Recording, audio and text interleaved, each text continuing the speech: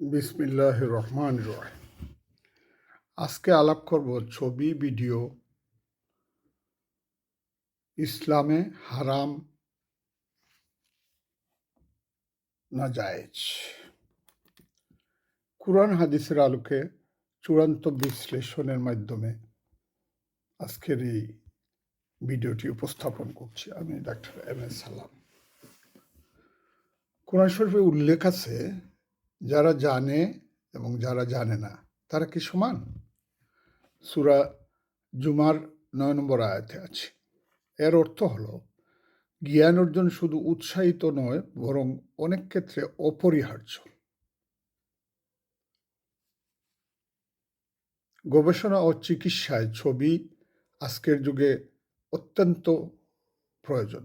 চিকিৎসা বিজ্ঞান, প্রাণীবিদ্যা, শিক্ষা, এগুলো কি ছবি ও ভিডিও ছাড়া সম্ভব? না, প্রায় অসম্ভব। তাই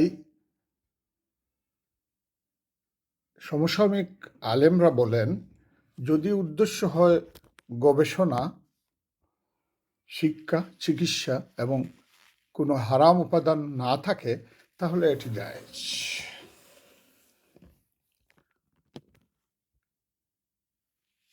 ডিজিটাল ছবি ও স্মৃতিচারণের জন্য প্রিয়জনদের ছবি একটি গুরুত্ব রাখা গ্যালারিতে অথবা আর্কাইভে, এটা জায়েজ কিনা, এটা একটা গুরুত্বপূর্ণ প্রশ্ন। মৃত প্রিয়জনের ছবি মোবাইলে রাখা কি ঠিক? অনেক আলেমরার মতে ডিজিটাল ছবি স্থায়ী কোনো মূর্তি নয়, এটি শুধু পিক্সেল বা সিগন্যাল।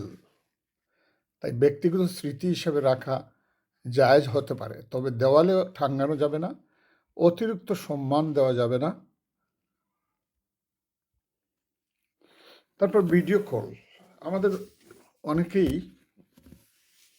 বিদেশে অবস্থান করেন, তার আত্মীয় স্বজনরা দেশে থাকেন, তারা ভিডিও কলের মাধ্যমে তাদের সাথে কথা আদান প্রদান, তাদের ছবি দেখা ইত্যাদি হয়ে থাকে। এগুলা আজকের যুগে অত্যন্ত প্রয়োজনীয়। এই ব্যাপারে কুরআন কি বলে? কোরআনে বলা হয়েছে আত্মীয়তার সম্পর্ক রাখাও ভিডিও কলে সেই সম্পর্ককে শক্তিশালী করে, তাই এটি জায়েজ। তবে পর্দা অবশ্যই মানতে হবে। দাওয়াতে ভিডিও ব্যবহার সম্বন্ধে ইসলামের কি বক্তব্য? আজকের যুগে ইউটিউব ভিডিও লেকচার, অ্যানিমেশন ইসলাম প্রচারের জন্য অত্যন্ত শক্তিশালী মাধ্যম।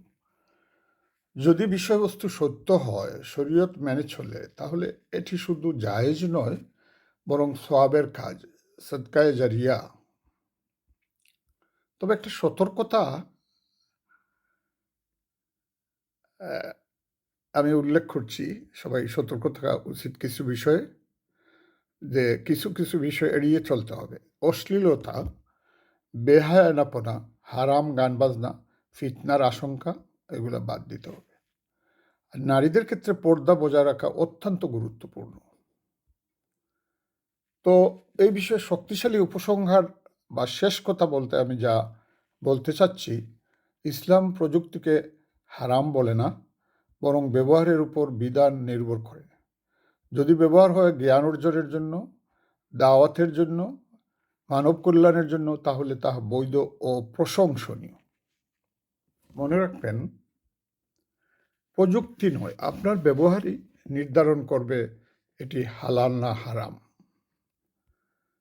সুতরাং অযথা যুক্তিতর্কহীনভাবে ছবি, ভিডিও সামাজিক মাধ্যমে আপলোড করা,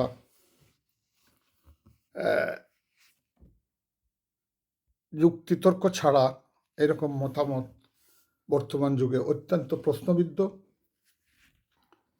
এবং কোরআন হাদিসের সাথে সাংঘর্ষিকও বটে। আমরা কিন্তু অতীতে অনেক কিছুতেই বৈজ্ঞানিক অনেক বিষয়ে দ্বিমত পোষণ করেছি, ইসলামের দোয়াই দিয়ে, ইসলামের রেফারেন্স দিয়ে, যেটা পরবর্তীতে প্রমাণ হয়েছে যে কোরআন হাদিস দ্বারা এগুলো প্রমাণিত নয়। সুতরাং এখনও আমরা এমন কোনো কথা বলবো না যেটা পরবর্তীতে কোরআনে যা আছে তার বিপরীত বিশ্লেষণ বলে গণ্য হবে। হ্যাঁ, তাই আমি অনুরোধ করব আলেম সমাজদেরকে এই বিষয়গুলো আরও বিশ্লেষণ করা, ফিকহাবিদদেরকে আরও বেশি জ্ঞান অর্জন করা এবং আধুনিক বিশ্বের সাথে তাল মিলিয়ে কোরআনকে বিশ্লেষণ ও তাফসীর করা। এই ছবি ভিডিও এটা যদি হারাম একেবারে বলে ফেলেন, তাহলে ধর্ম প্রচারে,